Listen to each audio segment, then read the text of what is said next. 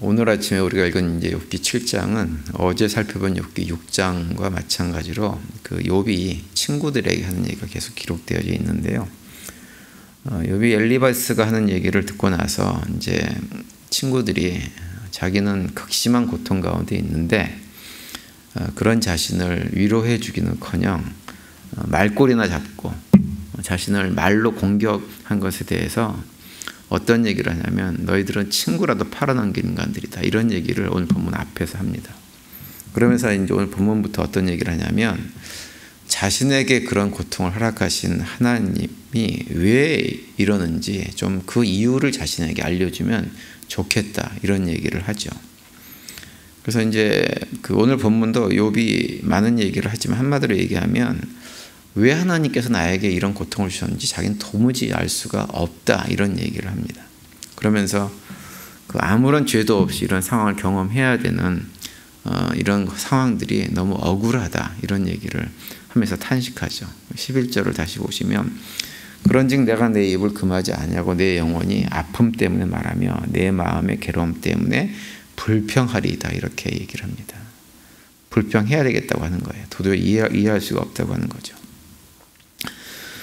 우리가 살아가다 보면 그 욥과 같은 어떤 고통의 수준은 아닐지 모르지만 정말 억울하고 분하고 괴로워서 그 어떻게 말로 표현할 수 없는 일들을 경험할 때가 왕왕 있습니다. 말이 아니어도 무엇인가로 이렇게 표현을 하고 뭘 해야 되겠는데 그것이 잘 안 돼서 견딜 수 없는 이런 경험들을 할 때가 있다고 믿죠. 그런데 이제 그런 상황이 우리가 경험은 되어지면 그 억울하고 분하고 괴로운 심정을 어떤 식으로 표출을 해야 되는데 표출은 하긴 하되 잘못하면 그것이 큰 문제를 일으킬 수가 있습니다. 예전에 제가 유튜브에서 봤던 어떤 그 고려대학교에서 교수로 있는 분이 강의하는 내용을 좀 들어본 적이 있는데요. 이분이 어떤 얘기를 하냐면 그 사람이 이렇게 마음에 그 굉장히 괴롭고 힘든, 그래서 이제 화가 막 쌓여 있을 때 일반적으로 사람들이 이렇게 보여지는 그 방향이, 그러니까는 화를 갖다가 이렇게 쏟아내는 방향이 두 가지라고 하는 거예요. 하나는 어떤 사람은 그걸 갖다 겉으로 이렇게 화를 표출한다고 합니다. 그래서 그 화를 표출하는 방법으로 폭력을 사용하게 되어지고 그것이 심하게 되어지면 결국은 누군가를 살해하는 지경에까지 이르게 된다는 얘기를 해요. 그리고 반대로 어떤 사람은 그 화를 내면으로 쌓아놓게 된다고 합니다. 근데 그 내면으로 화를 쌓아놓게 되어지면 우울증에 걸리는 경우가 굉장히 많다고 하는 거예요. 그런데 이제 그 우울증이 점점 깊어지면 어떻게 되느냐, 결국은 그 우울증 때문에 자기 자신을 죽이는, 그러니까 다른 사람을 살해하는 것이 아니라 자기 자신을 죽이는, 자살을 하는 그런 결과로 가져온다고 하는 거죠. 그래서 우리가 화가 날 일이 생기면 어떤 형태로든지 이 표출을 하긴 해야 되는데 그걸 잘해야 된다고 하는 거예요. 잘못하면 정말 큰 어려움을 겪게 된다, 이렇게 강의하는 내용을 들어본 적이 있습니다. 미국에서는 그 이제 화에 관련된 문제를 앵거 프로블럼이라고 이렇게 많이 표현을 하죠. 그러니까 살면서 이 앵거 문제가 제대로 해결되지 않고 그걸 방치해 놓게 되어지면 미국에서도 이제 그런 얘기를 많이 합니다. 이게 여러 가지 문제를 야기시킨다. 특별히 이제 목회자 같은 경우는 이렇게 목사가 되기 전에 이렇게 심리 테스트 같은 걸 해요. 할 때 이제 그 목사의 마음 속에 앵거 프로블럼이 있게 되어지면 목사 안수를 안 줍니다. 목회하다가도 어떤 문제가 있어가지고 이제 교단이나 이렇게 노회에서 심리 테스트를 해보게 하는 경우가 있어요. 그럴 때 그 사람의 마음 속에 앵거 프로블럼, 화가 이렇게 굉장히 많이 쌓여 있게 되어지면 목회를 쉬라고 권면을 그렇게 하죠. 그러니까 그만큼 화의 문제가 우리 삶에 미치는 영향이 굉장히 크다고 하는 것입니다. 그래서 이제 그 인터넷 강의를 하셨던 교수님이 어떤 얘기를 하냐면 그렇게 화의 문제가 있게 되어지면 그걸 풀기 위해서 어떤 걸 좀 하라고 권면을 하냐면 좀 이렇게 액션을 많이 몸을 많이 움직이는 어떤 전투적인 활동을 하는 것이 굉장히 우리한테 도움이 된다. 이런 얘기를 합니다. 그러면은 그 전투적인 운동을 막 격하게 하면서 내 마음에 있는 화의 문제가 어느 정도 좀 해결이 될 수 있다. 이렇게 얘기를 합니다. 근데 문제는 이제 전투적인 운동을 하는 것도 젊었을 때 얘기죠. 우리처럼 나이가 많이 들면 전투적인 운동을 하고 싶어도 할 수가 없다고 하는 게 문제예요. 그 욥기를 읽고 묵상하면서 욥의 상황을 이렇게 생각해 보면 인간적으로 욥은 얼마만큼 화가 났을까 이런 생각을 많이 하게 되어집니다.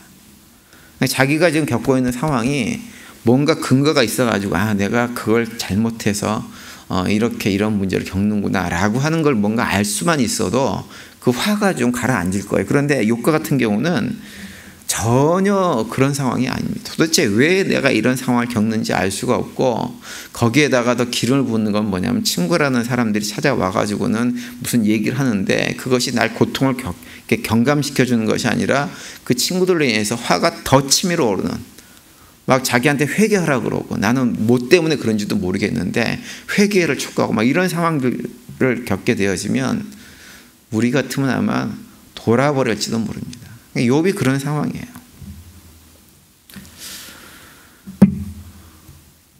그런 상황 속에서 욥이 오늘 본문에 보면 선택한 것이 있어요. 뭘 선택하냐 하면 친구들을 비난하고 그들한테 뭐라고 하기도 하지만 욥은 어떻게 방향을 바꾸냐면 그런 모든 탄식과 불만과 화를 누구한테 쏟아놓냐면 하나님한테 쏟아놓는 모습을 우리가 볼 수가 있습니다. 하나님을 향해서 탄식을 하면서 자기 속에 있는 그 마음을 가감없이 하나님께 다 내려놓는 거예요. 그러면서 하나님을 막 뭐라고 합니다. 12절에 보면 내가 바다니까 바다 괴물이니까 주께서 어찌하여 나를 지키시나이까 이렇게 얘기를 해요. 내가 무슨 괴물이라도 되냐는 거예요. 그러면서 하나님께서 괴물을 지키듯이 자기를 지켜오시면서 꼼짝하지 못하게 만든다고 지금 불평을 하고 있는 거죠. 여러분 혹시 사시면서 그런 생각을 해보신 적이 있으세요? 하나님께서 나에게 대해서만은 내가 뭔가 조금의 허물이 있어도 그걸 용서하지 않는다는 느낌을 받아보신 적이 혹시 있으세요? 주변에 보면 이상한 사람들 많이 있습니다. 악한 사람들 많이 있습니다. 온갖 못된 짓 하는 사람들 많이 있는데 그들에 대해서 하나님께서 아무런 조치를 안 하시면서 유독 내가 조금만 하나님께서 원하지 않는 길을 걸어가면 그거 가만 놔두지 않고 꼭 거기에 대해서 책임을 묻고 뭔가 나에게 좋지 않은 일을 일어나게 만드시는구나 라고 하는 느낌을 받아보신 적이 혹시 있으십니까? 욥이 그런 느낌을 받았던 것 같아요. 욥이. 그래서 19절에 이렇게 탄식을 하죠. 주께서 내게서 눈을 돌이키지 아니하시며 내가 침을 삼킬 동안도 나를 놓지 아니하시기를 어느 때까지 하시리까 이렇게 얘기합니다. 침만 삼켜도 그걸 갖다가 다 지켜보고 계산하고 계시는 하나님께 제발 하나님 관심 좀 꺼주세요. 왜 나한테만 그렇게 관심을 가지고 그러세요? 라고 지금 하나님께 따지고 묻는 거예요. 그러면서 하는 얘기가 뭐냐면 설사 자신이 또 무슨 죄를 좀 지었다고 하더라도 다른 악한 자들 그냥 넘어가 주시는 것처럼 자신에게도 좀 그렇게 좀 해주시면 안 되냐고 왜 이렇게 나한테만 혹독하게 하시냐고 이렇게 하나님께 묻죠. 21절 보면 주께서 어찌하여 내 허물을 사하여 주시 아니하시며 내 죄악을 제거하여 버리지 아니하시나이까 이렇게 탄식을 합니다. 욥이 이렇게 탄식하는 것처럼 그 탄식해 보신 적이 있으세요? 성도 여러분들은 모르겠지만 저는 욥의 탄식과 같은 탄식을 해본 적이 있습니다. 과거에.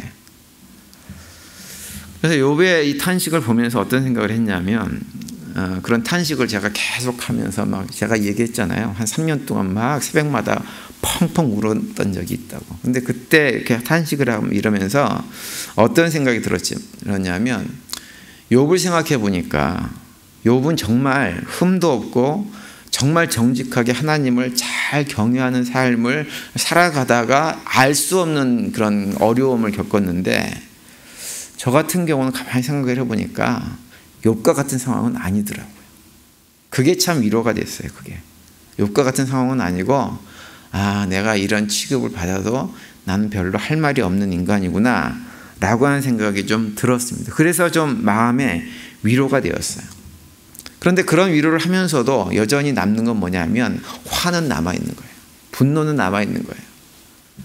그래서 저도 어떻게 했냐면 욥처럼 똑같이 하나님한테 내 속에 있는 분노를 다 쏟아냈어요.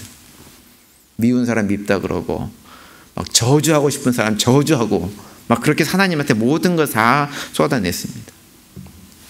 근데 제가 그렇게 할 수 있었던 이유는 뭐냐면 제가 그렇게 하나님한테 다 쏟아내지 않아도요, 하나님은 제 속을 빤히 아시는 분이라고 하는 거예요. 입으로 고백하지 않았을 뿐이지 속마음이 어떻다는 걸 다 아시는 하나님이신데, 굳이 내가 내 입술에 얘기하지 않고 마음에 담아두기보다는 내 안에 있는 화를 갖다 하나님께 다 쏟아내서 하나님께 고백하고 하나님께 탄식하는 것이 제가 사는 길이다라는 생각이 그때 참 많이 들었습니다. 그래서 그 모든 화를 다 쏟아냈어요. 우리 성도님들이 살면서 욥처럼 그렇게 화가 나는 그런 상황들을 얼마든지 경험할 수 있을 거라고 생각을 합니다. 그럴 때 그것을 안에 쌓아두지 마세요. 어차피 하나님은 우리 속을 다 아세요. 다 아시고, 또 한 가지 더 중요한 건 뭐냐면 우리가 아무리 악한 말로, 심지어는 악한 말로 하나님께 다 쏟아낸다고 하더라도 하나님은 그 모든 것을 받아주실 만큼 크신 분이 우리의 하나님이고 우리의 아버지입니다. 그래서 우리가 이제 새벽 기도에 나와가지고 기도하실 때 사실은 우리는 하나님 앞에서도 너무 착한 자녀처럼 폼을 잡는 경우가 참 많이 있습니다. 그래서 얼마나 기도도 예쁘게 하는지 모릅니다. 근데 기도 예쁘게 하시지 말고요, 속에 뒤집어지는 거 있으면 뒤집어지는 것을 하나님께 다 말씀을 하세요. 말씀을 하고 하나님께 쏟아놓으시면 뭘 경험하냐면 우리를 이렇게 마음을 만져주시는 하나님의 은혜의 손길을 경험할 수가 있게 되어집니다. 그러면 새벽에 나와서 기도하시고 나서 비록 어제, 그제, 지난주에 무슨 큰 일이 있었다고 하더라도 그 우리를 만져주신 하나님 때문에 위로받고 힘을 얻고 새롭게 일어나서 믿음의 길을 또 걸어갈 수가 있게 되는 것입니다. 따라서 오늘 또 새벽에 나오신 성도님들 기도하실 때 그러한 마음으로 기도하시면서 하나님의 은혜의 손길들을 경험하고 그 가운데 오늘 하루 살아가시면서 주님께 주시는 평강을 누리는 복된 하루가 되시기를 간절히 축원드립니다.